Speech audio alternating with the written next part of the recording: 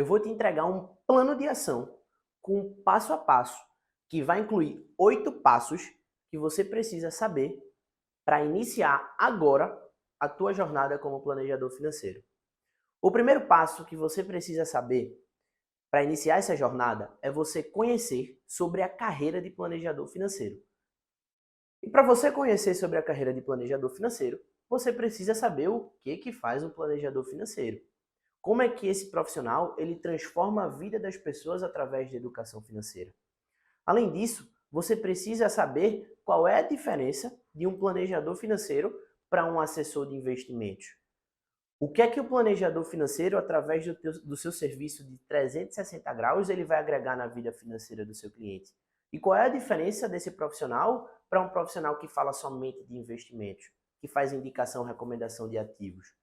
Além disso, você precisa entender quais são os principais desafios da profissão de planejador financeiro. O que é que esse profissional ele lida no seu dia a dia, que é justamente a sua rotina? Quais são os benefícios dessa profissão? Por exemplo, a liberdade geográfica que eu já comentei, a autonomia. Você precisa ter todo esse entendimento dessa carreira de planejador financeiro. O passo 2, nessa trilha, para você se tornar um profissional planejador financeiro, é justamente você abordar os seus primeiros clientes. E muita gente que está iniciando a carreira de planejador financeiro ou que pretende iniciar a carreira de planejador financeiro se pergunta: pô, como é que eu vou levar a educação financeira para as pessoas se eu não tenho nenhuma experiência na área?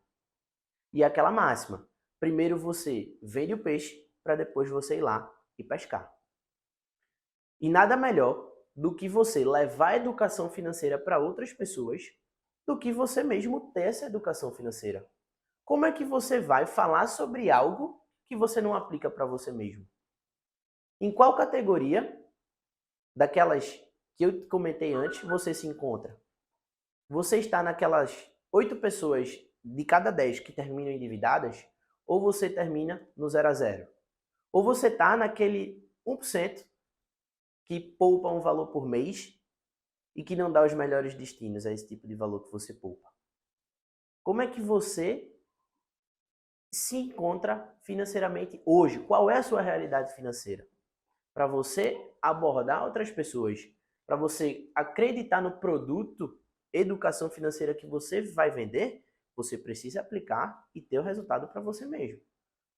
Porque se você não aplicar o que você vende, você não vai ter confiança, você não vai ter toda aquela expertise necessária para vender o seu peixe. E depois que você internaliza esses conceitos financeiros e aplica para você mesmo, o próximo passo, que é justamente o terceiro passo, é você levar esse conhecimento para outras pessoas. E você vai levar esse conhecimento para uma pessoa completamente desconhecida ou você vai levar esse conhecimento para uma pessoa próxima a você? Bom, você vai levar esse conhecimento para as pessoas próximas a você. Você vai oferecer para essas pessoas próximas uma avaliação financeira gratuita, para entender o momento financeiro em que essas pessoas próximas se encontram, para poder otimizar a relação delas com as suas finanças pessoais. No meu caso, a primeira pessoa em que eu proporcionei essa educação financeira foi a minha mãe. Minha mãe se encontrava num cenário em que ela não tinha organização financeira nenhuma, não tinha controle nenhum do seu orçamento. E depois que eu entendi, eu identifiquei os objetivos financeiros dela, a gente conseguiu organizar ela financeiramente, a gente conseguiu fazer uma viagem para a Europa, que era o sonho dela, e a gente conseguiu até trocar o carro. E você? Como é que está a realidade financeira das pessoas ao seu redor? E eu gosto até de fazer uma analogia. Digamos que você está lá num avião. Esse avião passa por uma turbulência. E esse avião começa a faltar oxigênio. Primeiro você vai colocar as máscaras nas outras pessoas ou você vai colocar em você? Bom, primeiro você tem que se ajudar para depois ajudar o próximo. Na vida financeira é a mesma coisa. Se você quer se tornar um planejador financeiro, primeiro você precisa se ajudar para depois se ajudar as pessoas próximas, para depois ajudar principalmente a sua família e otimizar a relação da sua família com as finanças pessoais. E depois que você entende as necessidades os objetivos financeiros das pessoas que você vai proporcionar essa educação financeira, o quarto passo é justamente, antes de você montar o planejamento financeiro, você entender os conceitos técnicos sobre o mercado financeiro. Você precisa entender a importância de ter uma reserva de emergência, a importância de ter uma carteira diversificada, falar sobre milhas aéreas, quem sabe até uma previdência privada. Então você precisa entender esses conceitos técnicos, ter esse conhecimento de mercado para traduzir uma linguagem complexa numa linguagem simples, eficiente e de fácil entendimento para a pessoa que está do outro lado. Porque uma pessoa que nunca teve contato com o mercado financeiro, para entender sobre investimentos, ela precisa que seja uma dinâmica, uma didática muito eficiente. E se você não tiver conhecimento do mercado, você não vai conseguir passar a melhor mensagem. Então você precisa entender esses conceitos antes de começar o passo 5, que é justamente a montagem do planejamento financeiro, que é quando você vai traçar a conquista dos objetivos financeiros daquela pessoa em que você está ajudando a otimizar a relação dela com as suas finanças pessoais. Nesse passo 5, a montagem desse planejamento financeiro, você vai considerar um planejamento financeiro flexível, um planejamento financeiro com objetivos de curto prazo, de médio prazo, de longo prazo. Nesse planejamento financeiro, você vai analisar o perfil de risco que a pessoa que você vai estar ajudando está disposta a correr. Para você colocar, por exemplo, ativos mais agressivos ou ativos mais conservadores, dependendo do perfil dela. Você vai flexibilizar esse planejamento, porque vai que essa pessoa, o objetivo principal dela é a segurança financeira, você vai priorizar uma reserva de emergência. Vai que essa pessoa se encontra naquele cenário de 8 famílias endividadas. O primeiro passo é quitar essas dívidas.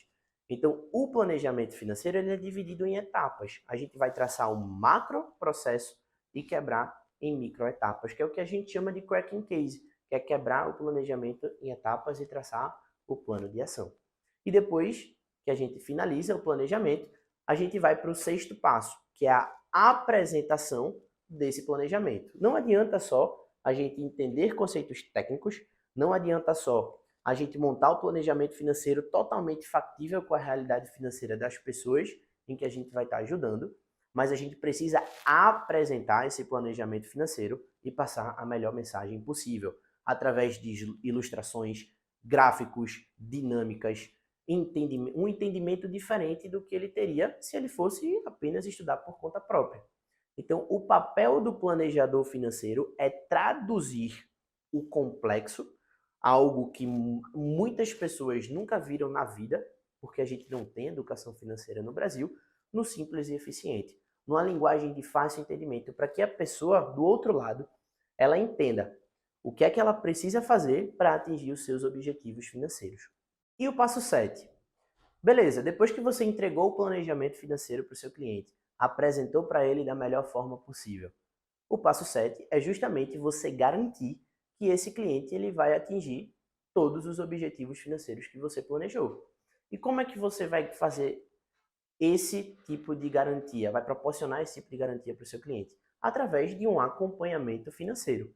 O acompanhamento financeiro são reuniões periódicas, e aí essa periodicidade você vai estabelecer de acordo com a necessidade do seu cliente, da pessoa que você vai estar proporcionando essa educação financeira, em reuniões mensais, reuniões a cada 2 meses ou a cada 3 meses. Ou até mesmo um suporte online, quem sabe, dependendo da necessidade do cliente. E aí você vai, a cada reunião dessa, você vai ver o quanto ele evoluiu, você vai entrar a fundo no orçamento dele, dando os melhores insights e identificando os planos de ação do que ele precisa fazer para otimizar a sua vida financeira. E além disso, você sempre vai agregar um novo tema financeiro para que seu cliente saia daquela reunião com um conhecimento novo assimilado. O que é que são essas reuniões com temas, novos temas de acompanhamento financeiro? Bom, reunião, por exemplo, sobre milhas aéreas, para aprofundar sua família ou seu cliente naquele determinado assunto, naquele determinado conceito. Reunião sobre investimentos, renda fixa, renda variável, criptoativos, fundos de investimento dentro da renda variável, por exemplo, ações, BDRs.